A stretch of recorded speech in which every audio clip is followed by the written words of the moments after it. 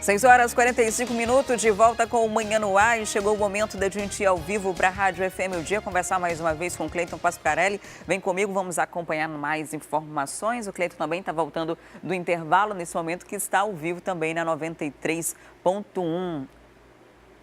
Oi, Cleiton. Olá. Adriane, bom dia de novo. Estava no intervalo também, né? Olha só, a gente falou ainda há pouco sobre a questão da área policial, agora vamos falar sobre política. Lá na Câmara Municipal de Manaus, os vereadores estavam se movimentando para conseguir instaurar a CPI do transporte. Mas até agora a iniciativa não ganhou muita força, né? Não. Bom, apesar de que ontem, né, pegou corpo esse debate, já são 10 assinaturas, faltam apenas 4. Os vereadores estão nesse debate aí para ver quem assina, quem não assina. O vereador, por exemplo, Plínio Valério, já disse que não vai assinar. Em maio de 2014, ele até participou, né, do grupo de vereadores que tentaram levantar uma CPI com esses mesmos moldes, mas agora em 2018 ele disse que não vai participar do que ele chama de uma CPI eleitoreira. O fato é que já tem 10 assinaturas, você está vendo aí, para quem está assistindo ao Manhã no Ar, né, o programa da TV A Crítica, está vendo quais foram os vereadores que assinaram essa lista até agora. E os que ainda não assinaram, você está vendo aí, quem está aqui na Rádio FM O Dia acompanhando a gente, daqui a pouco eu falo para vocês quem são esses vereadores aí que ainda não assinaram. É importante dizer o seguinte, a CPI quer trazer mais transparência quando se trata do quanto é arrecadado e do quanto é gasto pelas empresas do transporte coletivo de Manaus. A CPI ganhou aí maior voz, né, a possibilidade dessa comissão parlamentar de inquérito depois dessa greve de 7 dias aí do sistema de transporte coletivo aqui de Manaus, por conta do prejuízo causado a mais de 400 mil usuários do transporte coletivo durante esses dias. E os rodoviários reclamam que querem ajustes salariais e não conseguem, querem os benefícios e não conseguem. O Sinetran, o Sindicato das Empresas do Transporte Público, dizem que tem tido queda na receita já há vários anos e que tem tido prejuízo com o transporte coletivo de Manaus. Enfim, nesse meio tempo aí, os vereadores estão se esquivando, a maioria deles se esquivando de assinar o pedido de CPI, Adriane.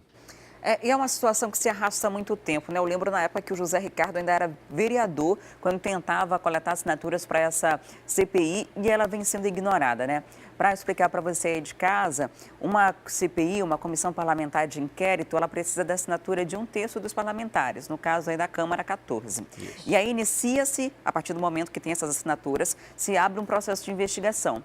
Vão coletar dados, provas, ouvir pessoas, mais ou menos um trabalho ali de que Ministério Público faz e Polícia faz.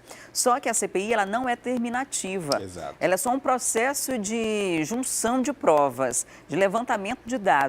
E custa em torno de R$200 mil em um processo de CPI. Depois que junta tudo isso, a Câmara não faz nada. A Câmara só vai pegar essas informações coletadas e repassar para um órgão fiscalizador, um outro órgão fiscalizador, no caso a Polícia, o Ministério Público, para que dê andamento no caso. Eu acho pouco provável que a CPI ganhe força agora, porque ao mesmo tempo que existe um lado querendo se beneficiar politicamente sobre isso, existe um outro lado que também se prejudicaria politicamente sobre isso, né? Quem defende a CPI diz que precisa ter transparência, que precisa ter esclarecimento, por que se paga R$ 3,80, já que o município dá um subsídio, custeia, né, parte dessa passagem, o Estado também dava isenção de combustíveis. Por que ainda assim é tão caro? Lá, o Sinetran até hoje nunca passou para ninguém o que está incluso nessa tarifa, né? Passa de uma forma muito superficial os custos deles, mas não passa o que de fato está ali incluso. A gente não tem esse esclarecimento. Já foi cobrado outras vezes, já pediram que fosse lá e até agora não foi. Quem defende a CPI diz que dessa forma eles seriam obrigados a dar esses dados e a gente teria uma transparência de fato. O fato é que existem vertentes diferentes e, ao que parece, as coisas vão continuar nesse impasse aí e a gente continua sem saber. Como se fosse uma caixa negra aí, que ninguém tem de fato acesso e não sabe o que está incluso no que define o valor da passagem. Só sabe que tem que pagar R$ 3,80. E o poder público nunca conseguiu cobrar com efetividade uma explicação dos empresários. Nunca conseguiu ou nunca quis. Né? Pode ser interessante, né? Eu estava falando, é interessante politicamente para ambos os lados. Tanto é que um dos vereadores mais contrários à CPI é o vereador Plínio Valério, que é do PSDB, que é partido do prefeito Arthur Virgílio Neto, né? E é da base.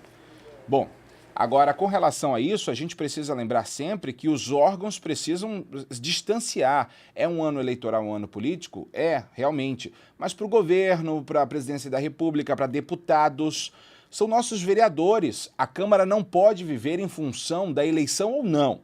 Agora, o vereador Álvaro Campelo, que é presidente da Comissão de Defesa do Consumidor da Câmara Municipal, também não é favorável à CPI, perdão.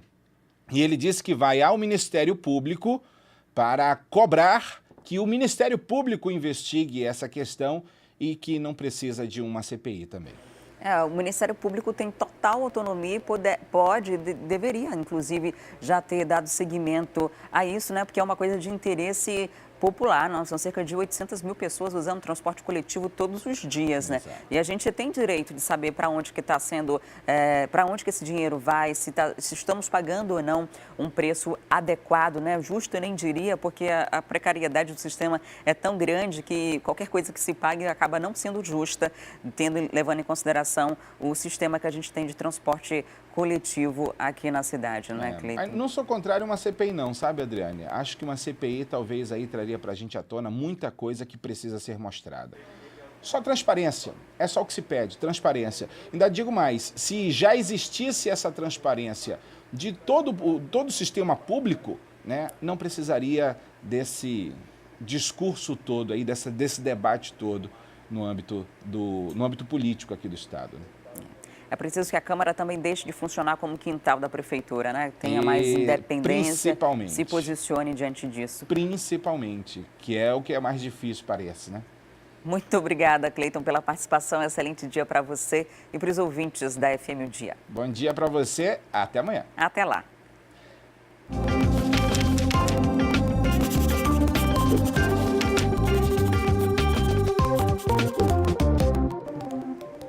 Satélites, planetas e os mistérios do universo. Parece coisa de cientista, né? Mas um projeto criado por universitários aqui de Manaus está levando o ensino da astronomia para dentro das escolas públicas. E o resultado não poderia ser outro. Alunos enganjados e cada vez mais interessados em ciência. Uma turma afiada. Gente, o homem foi só uma vez à Lua? Não! Sim ou não? Quantas vezes o homem foi à Lua? 8! Nessa sala de aula estão alunos dos ensinos fundamental e médio de uma escola pública na zona norte de Manaus. Há 2 meses, eles começaram a estudar astronomia através do projeto Cosmos, uma iniciativa criada por um grupo de universitários amazonenses em 2015. A gente começou com o interesse de levar o preparatório para a Olimpíada de Astronomia e Astronáutica, porque a gente viu que tinha uma carência muito grande. Praticamente todos os jovens gostam de astronomia, desses assuntos do espaço, mas pouca gente tem acesso e tem conhecimento do assunto. Então, um dos principais motivos para a criação do projeto na época foi justamente isso, da gente poder levar esse conhecimento a pessoas que não tinham tanto acesso.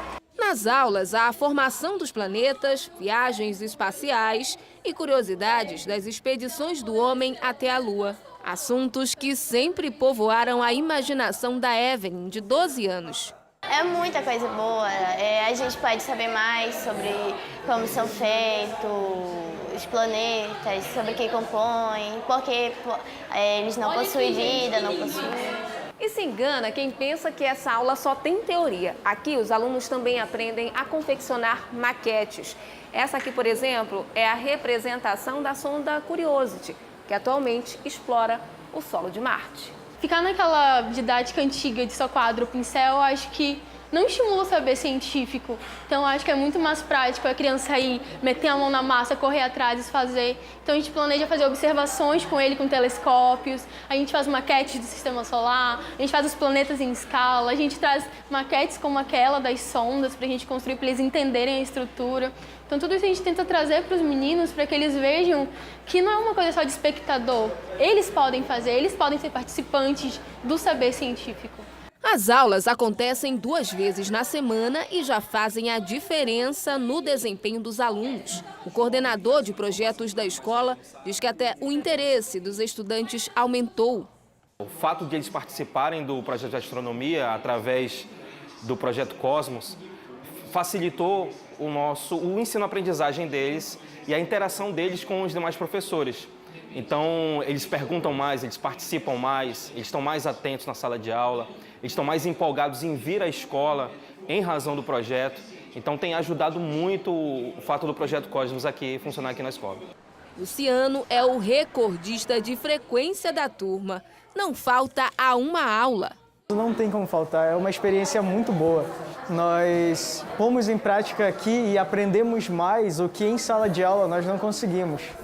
Com os alunos cada vez mais engajados, o sonho dos jovens universitários agora é levar o estudo da astronomia para outras escolas da rede pública. Eu acho que o nosso maior sonho é poder estruturar mesmo, que as pessoas olham para a gente e consigam ver que a gente está tentando não mudar o mundo, porque eu acho que isso é algo muito grande, mas se a gente puder mudar um pouquinho da nossa cidade, mudar um pouquinho das realidades, das escolas que a gente está perto, das crianças, dos adolescentes que estão ao nosso redor, acho que a gente já vai estar fazendo um trabalho muito grande.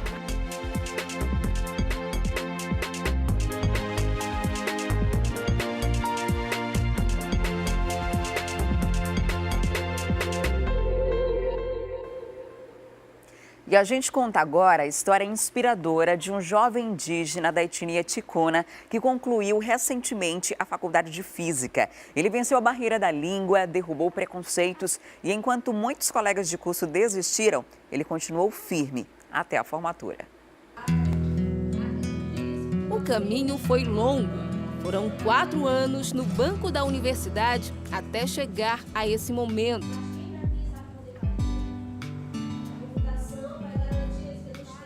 A defesa do trabalho de conclusão de curso. Édio, ou melhor, Ninian, como é chamado na língua ticuna, é de uma tribo indígena do Alto Solimões. Entrou na Universidade Federal do Amazonas em 2014 para estudar física. Um curso difícil para quem não teve uma educação básica tão boa.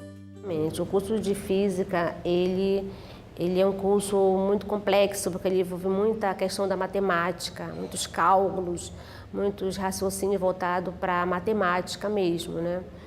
Então, todo esse raciocínio, para quem vem de comunidades distantes, que muitas vezes a educação se dá através de salas multisseriadas, que são salas com vários tipos de idade, alunos de faixa etária de idade diferenciadas, série diferenciada numa única sala.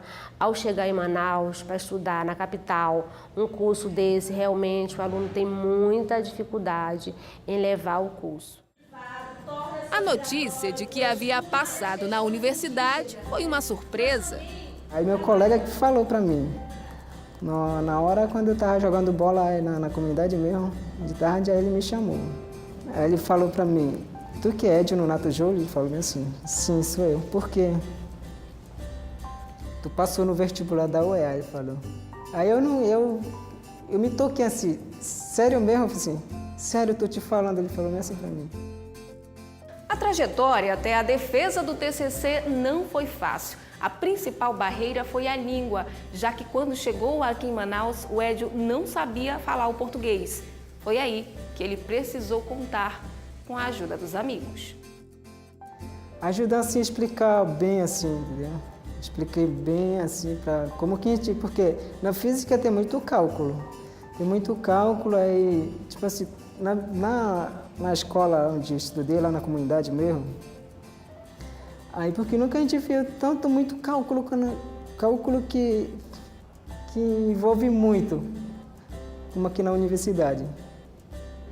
Aí eu fiquei assim, tão perdido, aí fiquei pedir ajuda do meu colega. É um exemplo a ser seguido, né? Que ele mostra o empenho de vir do interior e cursar um curso que é meio complicado também, é difícil o curso. É um exemplo para todos nós. Edio também teve de se adaptar a uma realidade bem diferente da que vivia na aldeia indígena. Em alguns momentos, a saudade de casa bateu tão forte que ele chegou a pensar em desistir. Foi difícil um pouco quando eu cheguei aqui, passou uma semana, 10 semanas atrás, assim. Aí eu fiquei arrependido, queria, assim, voltar, saudade da casa, sabe como que é. Aí eu pensei na minha vida, na minha família, porque são simples, são basicamente. Quem que dá lá de casa agora, só quem que estudou e se formou agora, só a única sou eu. Da minha família, nenhuma, desistiram todo. Eu me senti, eu tenho que ser alguma coisa da casa. Eu queria tirar minha família do sufoco e queria sustentar ele.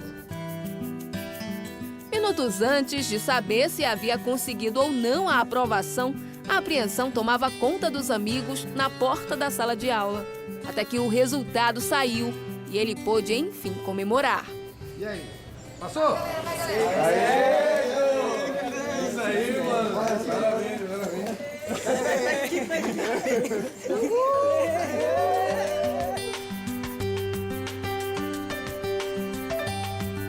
Exatamente, ele conseguiu com louvor o que mais emocionou assim, a todos, no último momento ele fez a fala dele na própria língua, agradecendo toda a equipe da universidade, os professores, a banca, na própria língua ticuna. Né?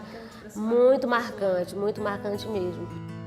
Agora, Edio se prepara para prestar concurso público para professor. Quer dar aulas na comunidade indígena de onde veio. O sonho é ver os jovens de lá seguindo os mesmos passos que os dele. Ver outro meus parceiros, colegas, assim, sonhar como que eu sou agora. Sonhar o que ele quer na vida também, sonhar. Porque eu sou exemplo da comunidade agora. Primeiro aluno da comunidade formado na UEA, da universidade. Né? Sempre tem desafio, mas tem que superar tudo.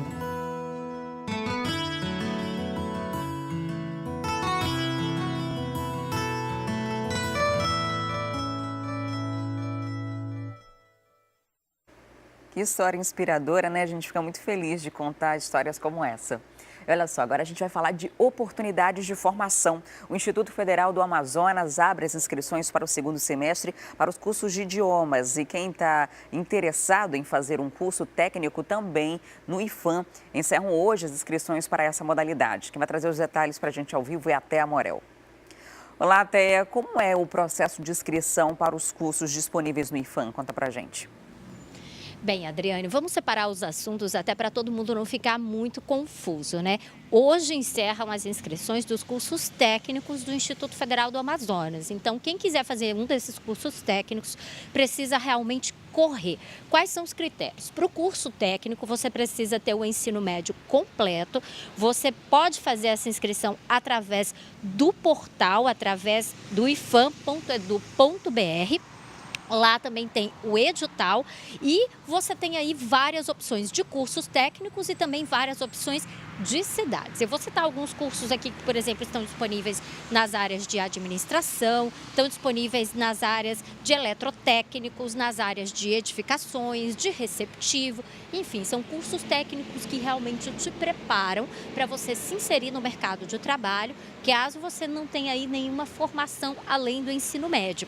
E esses cursos, eles acontecem também em várias cidades. Além de Manaus, tem Coari, tem Erunepé, tem Humaitá, tem Maués. São muitas cidades onde o IFAM está oferecendo esses cursos. Então, essas inscrições são online através do www.ifam.edu.br e acabam hoje. Agora, você me perguntou também do curso de idiomas. Os cursos de idiomas, esses vão começar as inscrições a partir de quinta-feira, do dia 14. E aí, você tem várias opções também para quem quiser fazer esses cursos, só que o critério é bem mais brando. Você só precisa ter mais de 13 anos de idade. Ou seja, adolescentes que estão cursando a escola ou mesmo adultos que querem ter uma formação num curso de idiomas podem se inscrever no IFAM. Nesse caso, as inscrições são presenciais. Você precisa ir até a Avenida 7 de Setembro, número 1975, para fazer a sua inscrição lá no centro da cidade, levando toda a documentação que é pedida no edital. Vamos às opções. Tem, como a gente está falando de curso de idiomas, né? Inglês, espanhol, tem curso de Libras, que é muito pedido. A gente está sempre falando aqui que tem gente que exige o curso de Libras, né? Alguns cargos, algumas vagas no mercado de trabalho. Tem francês, tem japonês e tem também português para aquelas pessoas que querem aprender, como é o caso desse estudante indígena que a gente viu aí, né? Além dos indígenas, que muitas vezes não sabem falar o português corretamente, tem apenas aquela experiência prática ali de ir para as sedes da cidade, a gente tem muitos imigrantes aqui no nosso estado, venezuelanos, cubanos, que podem se inscrever para fazer os cursos de português para aquelas pessoas que realmente querem aprender a falar a nossa língua. Então, realmente, são muitas opções. Essas inscrições do curso de idiomas começam na quinta-feira e vão até o dia 29 de junho. Lembrando que essas inscrições do curso de idiomas são presenciais. Você precisa ir realmente até a Avenida 7 de Setembro para fazer a sua inscrição. Adriane. Tá certo, Thea. Muito obrigada. Até daqui a pouco.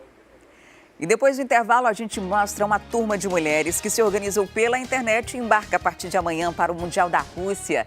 E no Dia dos Namorados, a história de um amor que atravessou o tempo. É daqui a pouco, eu volto já já.